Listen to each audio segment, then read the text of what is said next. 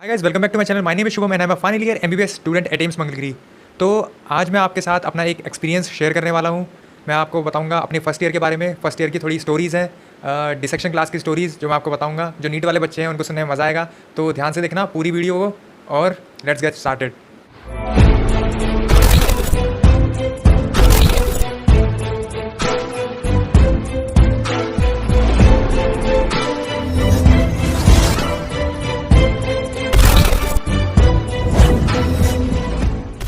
तो गाइस, कहानी की शुरुआत होती है मेरे एडमिशन के पहले दिन से। पहले दिन ही डिसेक्शन की जो क्लास थी हमारी, उसके अंदर बहुत बड़ा मतलब कि वो हॉल था और उसके अंदर 4 टेबल्स थी। कैडेवर की जो टेबल्स होती हैं वो 4 टेबल्स थी, क्योंकि हमारे 4 बैचेस थे। हमारा जो 2019 का बैच था उसके अंदर 50 स्टूडेंट्स थे, तो उनको 4 बैचेस में डिवाइड किया गया था। मतलब 12-13 के ऐसे उसमें। तो और जो मेरा बैच था बैच डी था। बैच डी मतलब 4th बैच, और उसके अंदर 13 स्टूडेंट्स थे, ठीक है। और मेरा रोल नंबर था 42। और हमें 4th टेबल मिली थी और 4 टेबल पर 4 कैडेवर्स थे। और जैसे ही मैं अंदर घुसा, इतनी गंदी स्मेल आती है ना फॉर्मेलिन की। वो फॉर्मेलिन एक केमिकल होता है जो कैडेवर्स को प्रिजर्व करता है। कैडेवर मैं बता दूं, कैडेवर डेड बॉडी को यूज़ करते हैं। डेड बॉडी की टर्म है एनाटमी में, कैडेवर को कहते हैं। फिर उन चारों कैडेवर्स को एक प्लास्टिक की ब्लू कलर की प्लास्टिक की शीट से कवर किया हुआ था, और उनकी मतलब हम उनको देख नहीं पा रहे थे उनकी शक्ल क्या है, तो बस उनको ढका हुआ था। और फॉर्मेलिन की बहुत अच्छी नहीं, बहुत गंदी स्मेल आ रही थी। मतलब कि दिमाग में चढ़ रही थी, वो बेहोश हो जाएगा कोई भी उसको पहली बार सूंघ के। और हम अंदर गए तो सबसे पहले हमारी होती है ओथ टेकिंग सेरेमनी। हम ओथ लेते हैं कैडेवर के सामने कि हम कैडेवर की डिसरिस्पेक्ट नहीं करेंगे, क्योंकि कैडेवर्स ने अपनी बॉडी है वो डोनेट की। उसकी फ़ोटोज़ नहीं लेंगे, वीडियोज़ नहीं लेंगे और सोशल मीडिया पर नहीं डालेंगे। तो और उसकी पूरी रेस्पेक्ट करेंगे। बस ये था ओथ के अंदर। फिर हम जो है स्टार्ट कर मतलब कि पहले तो पहले हफ्ते हमको सेंसिटाइज़ किया जाता है। उस कैडेवर के सामने खड़ा रहना सिखाया जाता है, और 1 हफ्ते तक हम उसकी शक्ल नहीं देख पाते हैं। हमको जनरल एनाटमी के बारे में बताया जाता है कैडेवर से रिलेटेड, कि नॉर्मल एनाटमी क्या क्या होती है, कि क्या क्या मसल्स होती हैं, बोन्स होती हैं, ये सारी चीज़ें जो एक नॉर्मल ह्यूमन बॉडी के अंदर होती हैं। फिर 1 हफ्ते के बाद शीट हटा जाती है और उनका चेहरा हम देखते हैं। मतलब बहुत डर लगता है उनको देखने के बाद कि मरे हुए लोग हैं, और मतलब कि ऐसे भूतिया टाइप की फीलिंग आती है, तो डर सा लगता है बहुत ज़्यादा। पर लेकिन धीरे धीरे आदत हो जाती है। फिर लेकिन वो जो फॉर्मेलिन की स्मेल होती है वो बड़ी खतरनाक होती है। हमारी क्लास में तो 2-3 लड़कियां थी जो बेहोश हो गई। तो मुझे लग रहा था मैं भी बेहोश हो जाऊंगा, पर लेकिन मैंने किसी तरीके से कंट्रोल कर लिया अपने आप पर, बेहोश नहीं हुआ मैं। तो वो अच्छी बात थी। और हमारी हफ्ते में रोज़ कैडेवर की ये डिसेक्शन की क्लासेस लगती थी 2-2 घंटे, तो लंच के बाद।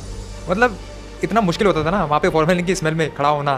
फिर हमको डिसेक्शन भी करना होता था वहाँ पे, ठीक है। तो सबकी बारी बारी से सबका नंबर आता था। हम जितने भी 12-13 लोग थे बैच में, सबका बारी बारी से मतलब सेलेक्ट किया हुआ था कि ये बैक का डिसेक्शन करेगा, और ये थोरेक्स का करेगा, ये एब्डोमेन का करेगा, और ये हैंड का करेगा, ये पाम का करेगा। ऐसे ऐसे करके पूरा सबका मतलब डिवाइडेड था।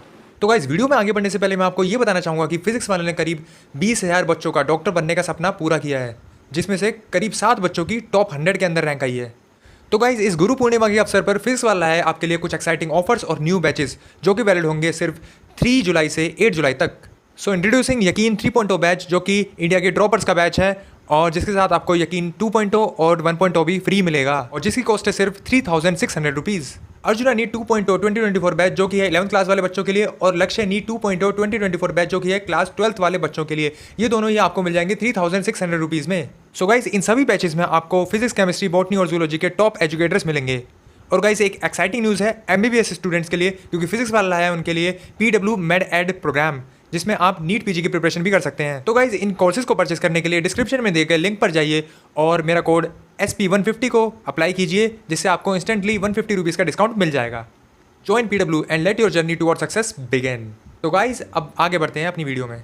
हफ्ते में डेली तो क्लासेस लगती थी। फिर उसके बाद जो टीचर्स होते थे वो बड़े स्ट्रिक्ट थे। स्टार्टिंग के जो मेरे मतलब कि हर टेबल पर 2-2 टीचर्स अलॉटेड थे, और वो रोज़ हमसे सुनते थे कि जो भी हमने पढ़ा हुआ है, और जो भी वो पढ़ाते थे उस दिन, वो उसको हमें अपने मतलब कि शाम को हॉस्टल में रिवाइज करके आना होता था और नेक्स्ट डे बताना होता था।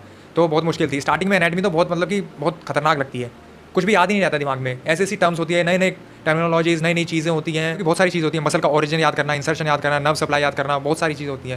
दिमाग खराब हो जाता है याद करके। मतलब पूरा इतना वास्ट सिलेबस है ना एनाटमी में। पूरा 3 सब्जेक्ट होते हैं, एनाटमी, फिजियो और बायो। फिजियो और बायो केमिस्ट्री का मिला के एनाटमी बनता है, तो दिमाग खराब हो जाता है। 5 किताबें होती हैं उसकी, BD चौरसिया के नाम से बुक आती है। तो आजकल तो इंद्रवीर सिंह और ये भी यूज़ कर रहे हैं। और लेकिन मेन बुक तो है ग्रेज एनाटमी। ग्रेज एनाटमी पढ़नी पड़ती है, वो स्टैंडर्ड बुक है।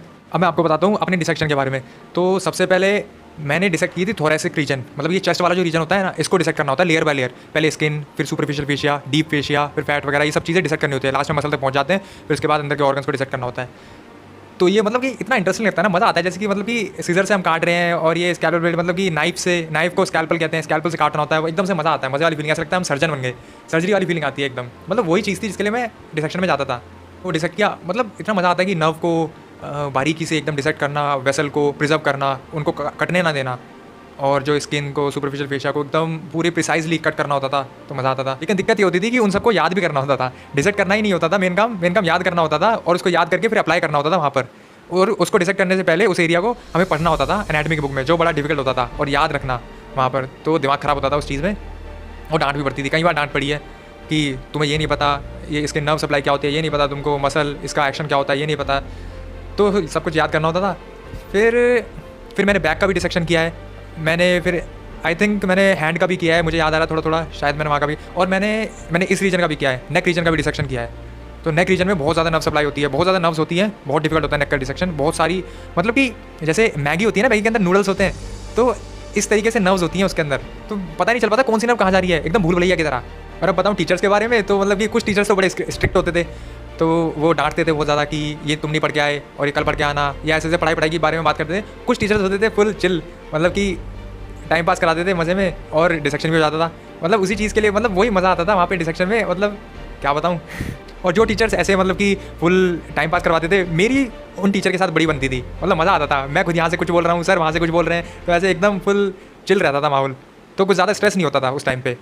और बहुत बार तो ऐसा हुआ है कि मैं जवाब भी ऐसे दे देता था, और कुछ सवाल भी ऐसे आलतू फालतू पूछता था कि मतलब कि टीचर्स ही हंस जाते थे, और पूरा बैच ही हंस जाता था। तो हमारे टेबल पे एकदम हंसी वाला माहौल रहता था मेरी वजह से।